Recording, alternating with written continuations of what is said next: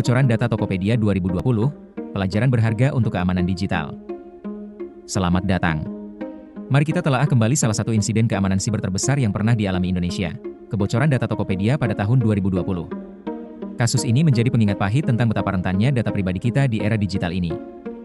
Kita akan membahas kronologi kejadian, aktor di balik serangan, data apa saja yang berhasil dicuri, dan yang terpenting, pelajaran apa yang bisa kita petik dari peristiwa ini. Mari kita mulai.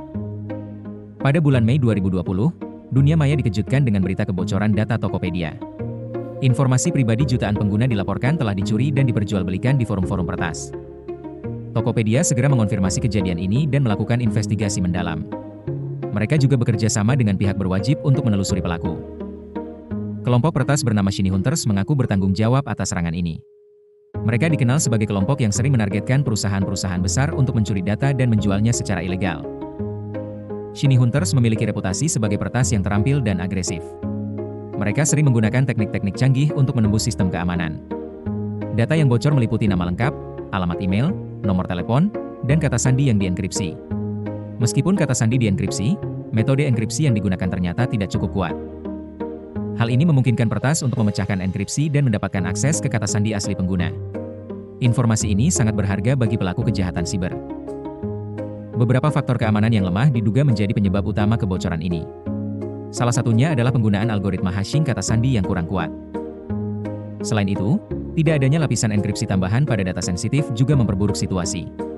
Kombinasi kedua faktor ini memudahkan peretas untuk mencuri dan mendekripsi data. Dampak kebocoran data ini sangat besar bagi pengguna Tokopedia. Mereka berisiko menjadi korban penipuan, pencurian identitas, dan serangan siber lainnya. Banyak pengguna yang menerima email atau pesan mencurigakan yang mencoba mengelabui mereka untuk memberikan informasi pribadi. Kepercayaan pengguna terhadap platform digital juga menurun drastis. Sebagai developer, kita harus belajar dari kesalahan ini. Gunakan algoritma hashing kata sandi yang kuat seperti Argon 2 atau BCRYPT. Implementasikan enkripsi end-to-end untuk melindungi data sensitif. Lakukan audit keamanan secara berkala dan perbarui sistem keamanan secara teratur. Perusahaan teknologi harus memprioritaskan keamanan data sebagai investasi penting. Alokasikan sumber daya yang cukup untuk membangun dan memelihara sistem keamanan yang kuat. Terapkan prinsip security by design sejak awal pengembangan produk. Latih karyawan tentang praktik keamanan siber terbaik. Sebagai pengguna, kita juga memiliki peran penting dalam melindungi data pribadi kita. Gunakan kata sandi yang kuat dan unik untuk setiap akun online.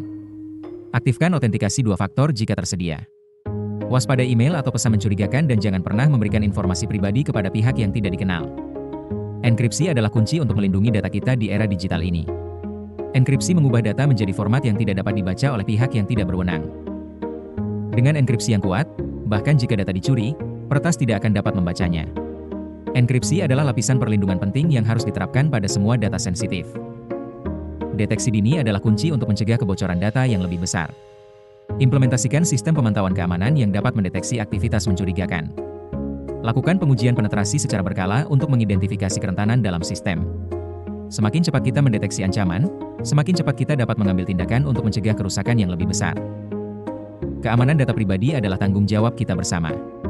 Developer, perusahaan teknologi, dan pengguna harus bekerja sama untuk melindungi data kita dari ancaman siber. Dengan meningkatkan kesadaran dan menerapkan praktik keamanan yang baik, kita dapat menciptakan lingkungan digital yang lebih aman dan terpercaya. Kebocoran data Tokopedia 2020 adalah tragedi yang seharusnya tidak terulang kembali. Mari kita jadikan peristiwa ini sebagai pelajaran berharga untuk meningkatkan keamanan digital kita. Dengan kerjasama dan komitmen yang kuat, kita dapat melindungi data pribadi kita dan membangun masa depan digital yang lebih aman. Terima kasih.